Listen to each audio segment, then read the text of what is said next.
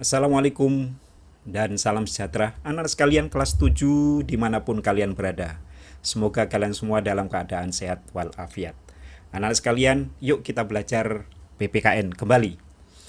Oke, kita buka materi kita pada kali ini anak sekalian. Bapak buka di GC kalian ya, di Google Classroom kalian. Nah, ternyata kita sekarang anak sekalian sudah berada di bab 5, yaitu kerjasama dalam berbagai bidang kehidupan. Nah, di bab 5 ini anak sekalian ada A, B, C. Ya, ada 3 subbab anak sekalian yang perlu kalian kuasai. Yang pertama adalah kerjasama dalam berbagai bidang. Yang kedua, yang B, arti penting kerjasama dalam berbagai bidang. Dan yang C, mewujudkan kerjasama dalam berbagai bidang. Lalu kemudian kalian akan menghadapi ulangan tentunya ya, atau penilaian harian di bab 5 ini. Nah, anak sekalian, mari kita langsung pelajari di materi yang pertama, yaitu kerjasama dalam berbagai bidang kehidupan. Apa saja materinya? Nah, di subbab yang pertama ini ada 3 hal yang harus atau yang wajib kalian kuasai, yaitu yang pertama, manusia sebagai makhluk sosial, yang kedua, makna kerjasama dalam berbagai bidang, dan yang ketiga, kerjasama dalam bidang politik, ekonomi, sosial budaya, pertahanan, dan keamanan. Oke, materi-materi sudah Bapak siapkan di sini, nanti kalian bisa mempelajarinya. Ada YouTube, ya, ada PowerPoint, ada PDF. Nah, anak sekalian, Bapak ingin menjelaskan yang pertama ini. Nah, inilah materi yang kita pelajari pertama, anak sekalian. Kerjasama dalam berbagai bidang kehidupan. Ayo kerjasama untuk kemajuan bangsa. Anak sekalian, kita sudah mempelajari materi yang keempat atau bab 4 dan kalian sudah melaluinya dengan baik. Selamat, kalian sudah melalui materi atau bab 4 dengan baik. Mudah-mudahan di bab 5 ini kalian semakin baik dan kalian bisa menguasainya dengan baik. Anak sekalian, coba kalian amati gambar berikut ini anak sekalian ya. Coba gambar apa ini? Tentu ada bendera merah putih, berarti ini kegiatan ada di Indonesia. Lalu kemudian ada bapak-bapak yang sedang bekerja bersama-sama ya. Sepertinya ini wilayah ini habis kena longsor anak sekalian. Dan kemudian bapak-bapak di dalam gambar ini sedang melakukan upaya perbaikan, pembersihan sisa-sisa longsor yang ada di daerah tersebut. Nah, apa makna semua ini anak sekalian? Yuk kita pelajari. Anak sekalian, menurut seorang filosof dari Yunani anak sekalian ya, bahwa manusia itu adalah makhluk yang makhluk sosial anak sekalian. Tuhan menciptakan manusia itu adalah sebagai makhluk yang paling sempurna di antara makhluk yang lain anak sekalian. Sempurna di sini karena manusia itu diberi akal pikiran. Manusia itu diberi akal pikiran agar bisa membedakan apa yang baik dan apa yang buruk. Berbeda dengan hewan anak sekalian atau apalagi tumbuh-tumbuhan. Hewan hanya diberikan insting, diberikan nafsu ya, tapi tidak bisa membedakan mana yang baik dan mana yang buruk. Kecuali ada hewan-hewan tertentu yang memiliki kecerdasan di atas kecerdasan hewan-hewan yang lain, itu karena dilatih oleh manusia. Jadi tetap manusia anak sekalian yang melatihnya. Setiap manusia dibekali akal pikiran sehingga dapat memenuhi kebutuhan hidupnya, baik sebagai makhluk pribadi maupun sebagai makhluk sosial. Nah, ini yang akan Bapak terangkan, baik sebagai makhluk pribadi maupun sebagai makhluk sosial. Anak sekalian, manusia itu di dalam dirinya ada dua bentuk anak sekalian ya. Dia sebagai makhluk individu dan sebagai makhluk sosial. Sebagai makhluk individu atau juga disebut dengan istilah makhluk pribadi anak sekalian ya. Makhluk individu atau makhluk pribadi itu bahwa manusia itu adalah makhluk yang unik. Artinya unik itu di sini anak sekalian bahwa manusia itu berbeda antara manusia yang satu dengan yang lain. Apa yang membedakan? Bahwa setiap manusia itu, anak sekalian, memiliki kemauan, keinginan, ya, cita-cita, tujuan, idealisme yang berbeda-beda dibandingkan dengan manusia yang lain. Bapak ulangi lagi, Sebagai makhluk pribadi atau disebut juga dengan makhluk individu, manusia itu adalah makhluk yang unik. Artinya bahwa manusia yang satu itu berbeda dengan manusia yang lain, anak sekalian. Bahwa setiap manusia itu memiliki kemauan, tujuan hidup, keinginan, kesukaan, ya, idealisme yang berbeda-beda antara manusia yang satu dengan manusia yang lain. Di sisi lain, anak sekalian, manusia itu juga sebagai makhluk sosial. Ini sebagai makhluk sosial. Nah, menurut Aristoteles, anak sekalian, bahwa manusia itu adalah zoon politikon atau makhluk sosial. Apa artinya makhluk sosial atau zoon politikon? Bahwa manusia itu adalah makhluk yang bermasyarakat. Bahwa manusia itu adalah makhluk yang saling memerlukan, yang saling membutuhkan. Manusia tidak bisa hidup tanpa manusia yang lain. Perhatikan anak sekalian, makhluk sosial atau zoon politikon artinya bahwa manusia itu pasti memerlukan manusia yang lain. Bahwa manusia itu makhluk yang bermasyarakat. Bahwa manusia itu adalah makhluk yang harus berinteraksi, berhubungan dengan manusia yang lain. Bahwa manusia itu tidak bisa hidup tanpa manusia yang lain. Coba renungkan. Apakah betul itu? Bahwa manusia itu tidak bisa hidup tanpa manusia yang lain. Pak, ada Tarzan, Pak. Misalnya begitu ya. Ya, betul ada Tarzan. Tapi perlu kalian ketahui, Tarzan itu hanyalah dongeng. Ya, itu hanya cerita saja.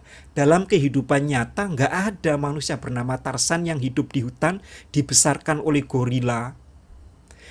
Ternyata walaupun itu cerita saja, anak sekalian, ternyata pada akhirnya Tarzan itu juga ketemu manusia yang lain, lalu belajar berbicara, lalu kemudian menikah, lalu kemudian punya anak, ya. Kita mengenal kemudian ada cerita Tarzan kota. Pak, pernah di National Geographic itu ada cerita manusia dibesarkan oleh hewan. Ya, Bapak juga pernah mendengar dan Bapak pernah melihat itu.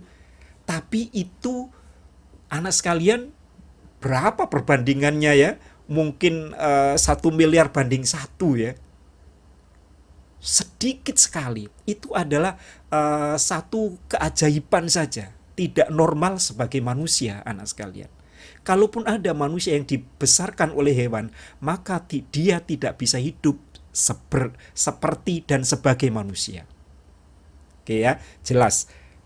Bandingkan hidupmu, anak sekalian. Apakah kamu bisa hidup tanpa manusia yang lain? Bahkan anak sekalian, ada yang menjelaskan, sebagai makhluk sosial, manusia itu adalah makhluk yang paling lemah dibandingkan dengan makhluk-makhluk yang lain. Bahkan dengan anak ayam pun manusia itu kalah. Coba perhatikan, anak ayam itu, anak sekalian, begitu menetas, dia bisa berdiri sendiri, lalu kemudian dia berlari sendiri, cari makan sendiri dengan mematuk sendiri. Coba kalau manusia lahir sendiri lalu dibiarkan, apakah dia akan belajar sendiri, akan jalan sendiri, akan cari makan sendiri? Tidak mungkin. Dalam hal ini manusia kalah dengan anak ayam. Oke, kita lanjut. Sebagai makhluk ciptaan Tuhan, manusia tidak dapat hidup sendiri tanpa adanya bantuan dari manusia yang lain.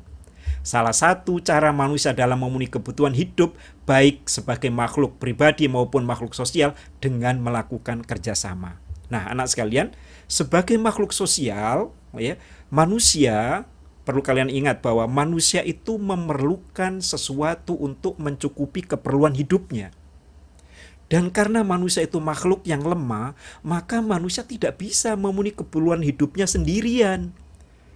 Memenuhi makanannya sendirian, memenuhi pakaiannya sendirian, membuat rumah sendirian, nggak bisa.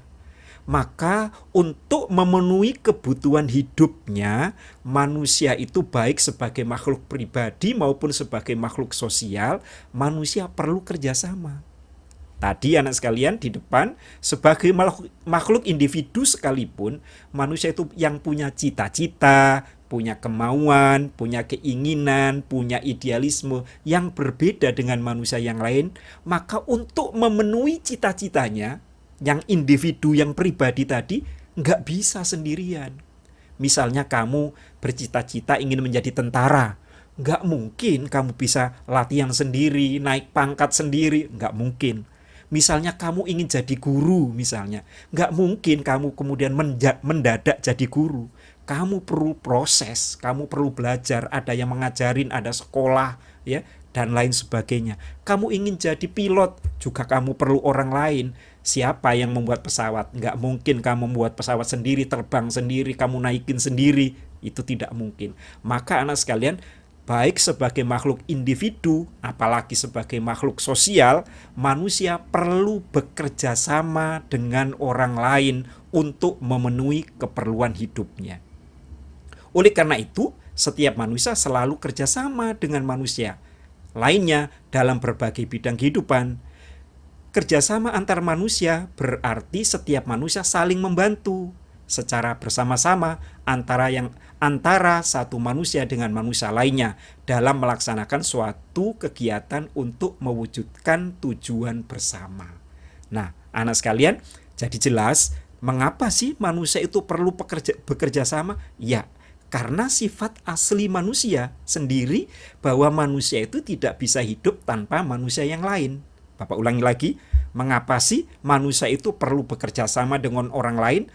Jawabannya adalah karena sifat asli manusia itu sendiri bahwa manusia adalah makhluk sosial yang tidak bisa hidup tanpa manusia yang lain di dalam memenuhi keperluan hidupnya. Nah, maka anak sekalian, di sini Bapak tambahkan bahwa di dalam kehidupan ini Tuhan kan menciptakan ada orang yang kaya, ada yang miskin, ada laki, ada perempuan, ada yang berpangkat, ada yang tidak, ada guru, ada murid. Bahwa manusia itu tidak boleh sombong. Ternyata sebagai makhluk sosial itu, manusia itu tidak ada artinya apa-apa kalau tidak ada manusia yang lain. Betul nggak? Untuk bisa menjadi guru, manusia itu perlu murid. Untuk menjadi murid, manusia itu perlu guru. Untuk menjadi presiden, manusia itu perlu rakyat. Untuk menjadi pilot, manusia itu perlu berbagai macam, banyak sekali manusia untuk mengajarinya dan lain sebagainya. Jadi kalau kamu kaya, disebut kaya itu juga karena ada orang miskin. Bayangkan anak sekalian, kalau semua orang ini kekayaannya sama, maka kamu nggak bisa disebut kaya.